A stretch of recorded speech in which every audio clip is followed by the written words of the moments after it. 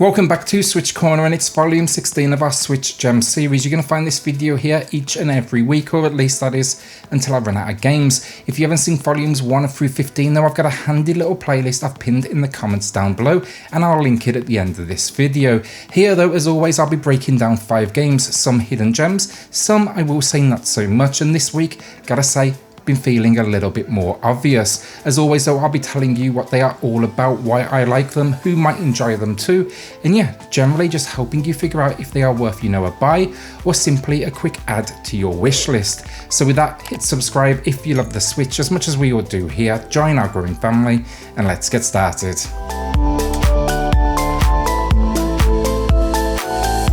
So first of today, we are seeing a lot of press surrounding Zelda Hyrule Warriors, even the upcoming Ocean Horn 2, and one underappreciated Zelda clone has to be Blossom Tales, the Sleeping King. This is very much a clone, as I said, it's, think a link to the past, but instead of hiding its love for Zelda, it absolutely embraces it with more than a few references to the series. In fact, I gotta say, it's even in the trailer itself. It's not out though to be a poor imitation, instead I'd say it's more of a love letter to the series, as it brings all the elements you would expect. Think like dungeons, main and secondary weapons, minor item management, puzzles, and then of course a ton of boss moments. Visually then, while I know the retro look isn't for everyone, this world is extremely clean looking and very well designed. I think the standout area for Blossom Tales though, it's gotta be its approach to story. Instead of just a typical, hero tale, you're actually listening to your grandfather tell the tale, and this is basically you putting yourself in that situation. Simple idea, but it's well executed, and I enjoyed the dynamic of jumping between, storytelling and then the imagination. Here though, you will take on the role of a young girl, a noble knight of the rose, and you are out to save the kingdom of Blossom from eternal darkness. It's not deep stuff, but it is for sure hitting all the marks you would expect from its influences. Really enjoyed this myself. I even picked up a physical limited run variation. I enjoyed it that much. Just know though, if you do intend to add this one to the wish list or even buy it now, this goes on sale pretty frequently, so it may be worth taking a look and seeing if it's on offer at the moment, or maybe just giving it like a couple of weeks. Next up then, it's October, meaning Halloween, and that means horror game season.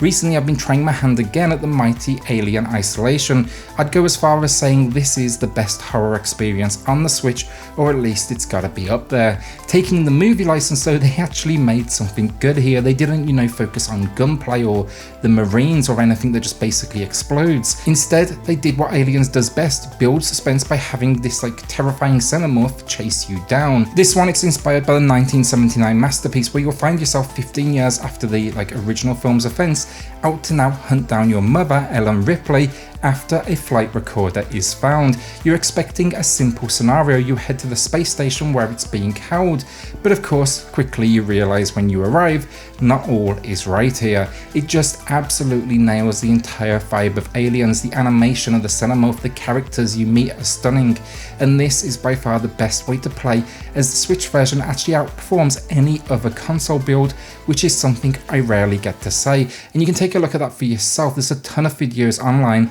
comparing this version with the PlayStation and Xbox. The story though, perfectly paced, tension absolutely terrifying, and then they just absolutely nail that art direction that you very much feel like this is full on part of the series.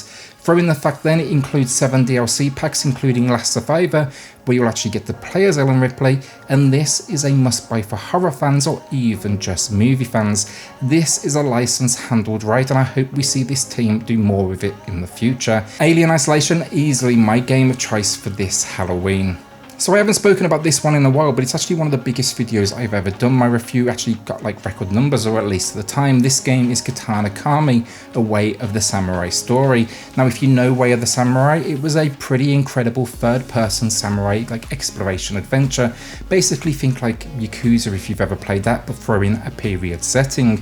This was not what I expected though, and I think a lot of folks out there were disappointed as they attached that, Way of the Samurai name and didn't really deliver what you'd consider a traditional experience for the series. That said though, this is still very good, and I think that disappointment led to it somewhat being overlooked. Just go in here basically expecting Diablo with samurais. It's a dungeon crawler basically, it's non-stop item collection, it's for sure repetitive, but it's also a huge amount of fun as you get to experiment here with like over 100 different weapons across 9 different fighting styles, all while as well you're exploring these dungeons that are procedurally generated.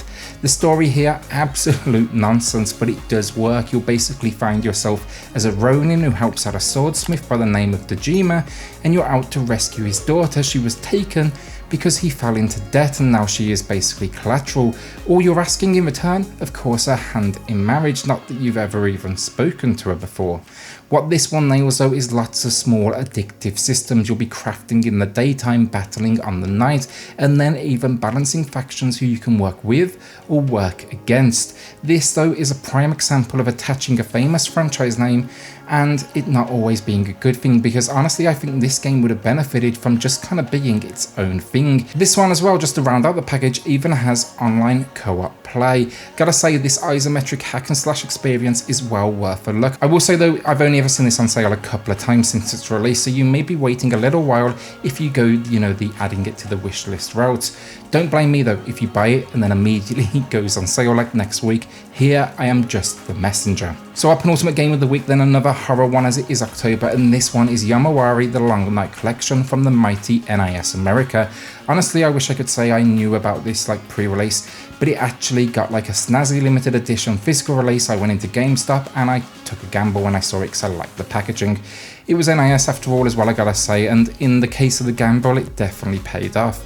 This is a collection of 2 games, Yomawari Night Alone and Yomawari Midnight Shadows, and they both originally released on the mighty PS Vita, an incredible handout that just deserves like all the love it gets. In the first, you're on the hunt though for your missing sister in a town filled with evil spirits, and then in the second, you and a friend get separated and you must basically again face these evil spirits and get back to safety. It's got a really unique isometric style to it with like a kind of like a cute vibe as well, but I gotta say, you know what, still, this thing is creepy and it definitely got the shivers going down my spine. It's all very simplistic in its gameplay, but its atmosphere that it absolutely delivers. As like any good horror survival, you're basically extremely underpowered and it's more about running than fighting back.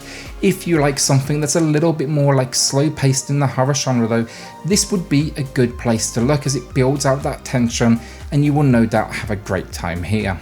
So the final game then, and this is a recent one, but I was playing it like this week. I've been watching a ton of like coverage for Cyberpunk 2077 because I cannot wait, and yes, I know it's not coming to the Switch, I wish it was. But if that Switch Pro rumor is true, it may just make an appearance, or at least we can hope. But an incredible Cyberpunk experience on the Switch, it's gotta be Ruiner.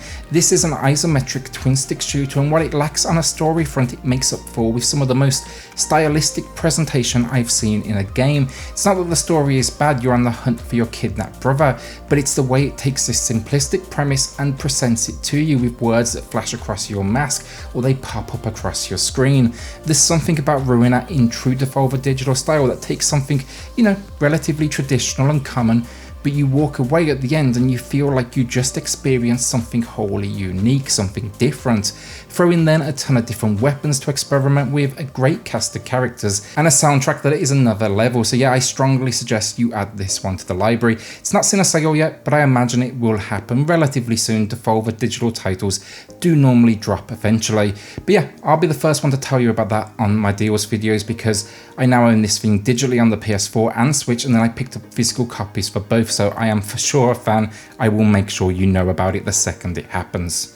And that is it, another week down. Do you own any of these, or will you be, you know, adding any to the wish list? I feel like it was a bit more obvious this week, but it's always good to look back on some of the more recent releases and recognize how quickly these games just go kind of like forgotten or, you know, at least missed. With that then, a shout out to the patrons of the channel who are just going above and beyond to support SwitchCorner. Helps more than you know, so thank you all so much. If you do want to check that out for yourself, I have linked it in the video description down below.